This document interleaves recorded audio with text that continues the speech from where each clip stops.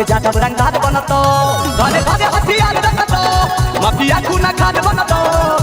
Singer आ रहा है लो यादव समाज को लेकर मतलब बदनामी करने का कोशिश कर रहा है लो, ये मतलब ऐसा गाना तत्काल बंद किया जाए और वैसे लोगों को जेल का सजा अबे ते यार जेजी के सारा कान छुट्टा घुमाई तो भजिया बाजार में नाम पर बदनाम करना, गुमराह करना ये किसी का अधिकार नहीं है, ये संविधान अधिकार नहीं देता है और कृष्ण से ही उठा लीजिए।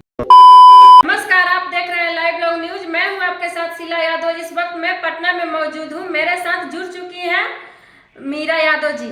आइए इनसे कुछ मुद्दों पर बात करते हैं। स्वागत है मैम आपका। चलिए, आपको भी बहुत बहुत स्वागत।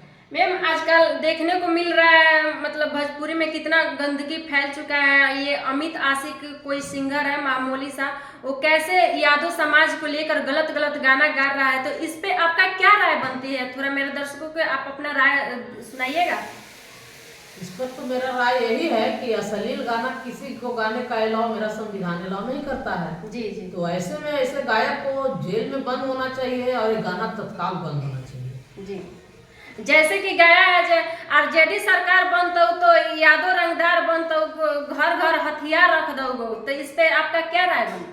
घर घर हथियार को खत्म करने का लड़ाई तो लालू प्रसाद यादव जी लड़ रहे हैं और वही लड़ाई को तेजस्वी जी लड़ रहे हैं। तो आप तो जान रहे हैं कि किस तरह से सामाजिक न्याय की लड़ाई लड़ते हुए जेल के में इनको शमशान में भी जेल बनाया जा रहा है। तो अस्त्र रखने वाला लोग क्या जेल में जाता है क्या?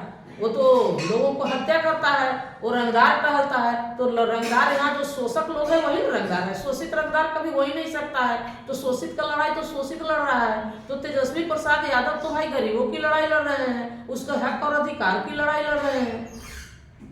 तो इनको बदनाम करने का साजिश है। और मैं कहना चाहती हूँ कि जब जुल्म की खेती होती है तो बगावत का किसान पैदा होता है। तो अभी जुल्म की राजनीति हो रही है तो बगावत के नेता तो तेजस्वी प्रसाद यादव ही हैं। कोई भी मतलब सिंगर आ रहा है लो यादव समाज को लेकर मतलब बदनामी करने का कोशिश कर रहा है लो, ये मतलब कचरा फैला रहा है लो, तो उस पे आपके क्या राय बनता है?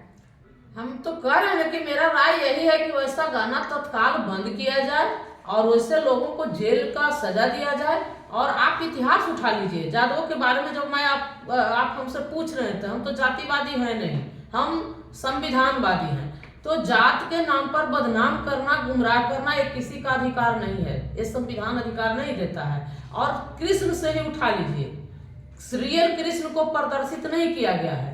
कृष्ण को भी बलात्कारी कहा गया है, माखन चोर कहा गया है। जब मेरा यादव समाज राजनीति में आता है, नेतृत्व करता है, तो उसको बदनाम किया जाता है। तो कृष्ण को भी माखन चोर कहा गया, बलात्कारी कहा गया और आदरणीय लालू प्रसाद यादव को चारा चोर कहा गया और तेजस्वी यादव को बदनाम करने के लिए गाना गवाया जा रहा है।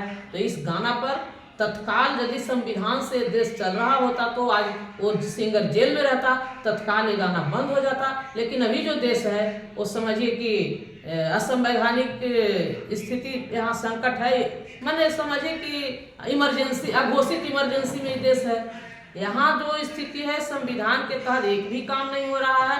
लोगों को मुट्ठी भर शोषकों को राज करने के लिए, सिस्टम लाने के लिए यहाँ जो चल रहा है प्रथा, वो आप लोग से छुपा हुआ नहीं है। और तभी तो लालू जी को जेल मिला हुआ है। नहीं तो यदि शोषितों की बात होती, संविधान से देश चलता, तो आदरणीय लालू प्रसाद यहाँ के प्राइम मिनिस्टर होते और तेजस्वी यादव बिहार के मुख्यमंत्री होते। तो आपको क्या लगता है मतलब आने वाला समय में 2025 में तेजस्वी का सरकार बनेगा? फुल मेजोरिटी में तेजस्वी जी का सरकार बनने जा रहा है, गारंटी के साथ मैं कह रही हूँ।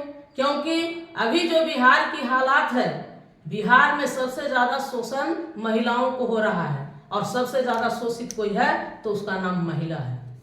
का मतलब होता है महिला के अर्थ का शब्द आप समझे कि क्या होता है? तो हीन और लाचार को ही महिला कहा गया है। जी, जी। और महिलाओं का शोषण अभी जीविका के माध्यम से हो रहा है, समूह के माध्यम से हो रहा है। एक समय था, एक दौर था कि मनु विधान से जब यह देश चल रहा था तो यहाँ महिलाओं को स्तन ढकने पर भी टैक्स लगता था और उस टैक्स के रूप में नगेली बहन, हमारी माता नगेली ने अपना स्तन टैक्स देकर के उस टैक्स को रोकी थी। और अभी वर्तमान में बिहार में जो महिलाओं को जिंदा रहने के लिए 10 रुपया जीविका के तहत टैक्स देकर के यहाँ जिंदा रहना पड़ रहा है, तो वो टैक्स से उठी हुई सारी महिलाएं तेजस्वी जी के साथ है और उसका लड़ाई मैं खुद लड़ रही हूँ कि जितना भी जीविका की महिलाएं हैं उसका जो कर्ज है वो माफ किया जाए और 2 लाख रुपया स्वरोजगार के लिए इसको दिया जाए। मतलब हमने देखा है वीडियोस पे तेजस्वी यादव के जो मतलब बोले हुए हैं जो मतलब मेरा सरकार आने पे महिलाओं के हम 2500 रुपया हर महीने में खाते में भेजेंगे, तो इस पे मतलब आपका क्या है, मतलब वो ऐसा करेंगे उनका सरकार आने के बाद? तेजस्वी जी एकदम गारंटी के साथ करेंगे।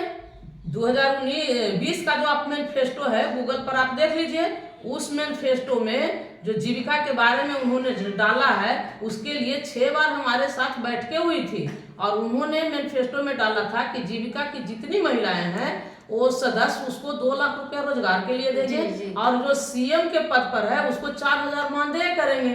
तो अभी जो बोल रहे हैं, अब बोले हैं वो किए हैं। जातीय जनगणना जो देश की आजादी के बाद नहीं हो पाया था वो बिहार में करवा के उन्होंने दिखाया और रोजगार की जो बात उन्होंने कहा था और जिस तरह से सरकार नीतीश कुमार बोलने का काम किए थे कि कहां से अपने बाप के यहाँ से नौकरी देगा, इन्होंने नौकरी दे के दिखला दिया।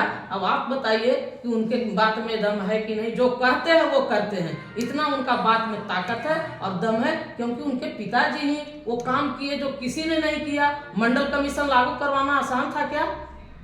मंडल कमीशन लागू करवाना आसान नहीं था, वो करवाए। चरवाहा विद्यालय की बात कर रहे थे, नया सवेरा की बात कर रहे थे, लेकिन उनको किस तरह से जेल के सलाखों में बंद किया गया। जब चारा यहाँ बचता था तो चारा किसके गांव में, हम तो गांव में जाते हैं सर्वे करते हैं कि किसके कहाँ चारा आता था, कोई नहीं कहता है कि चारा। जब चारा बंटवे नहीं करता था तो लालू जी चारा चोरी किए कहाँ? तो ये तो गरीब के निवाला की लड़ाई लड़ रहे थे, जो गरीब के रोजी रोटी की लड़ाई लड़ रहे थे, गरीब के इज्जत रोटी की लड़ाई लड़ रहे थे। तो आप जान जाइए कि जुल्मी कब तक जुल्म करेगा, सत्ता के हथियारों से चप्पा चप्पा गूंज रहा है परिवर्तन के नारों से। तो यहाँ जुल्मी का सरकार भी चल रहा है। क्या कर रहे हैं? अब इंड करिए। जैसे कि आपने देखा मेरे साथ जुड़ी हुई थी मीरा यादव जी, मतलब इनका सुझाव आप लोग को कैसा लगा कमेंट बॉक्स में आप लोग अपना राय दीजिएगा। जय हिंद।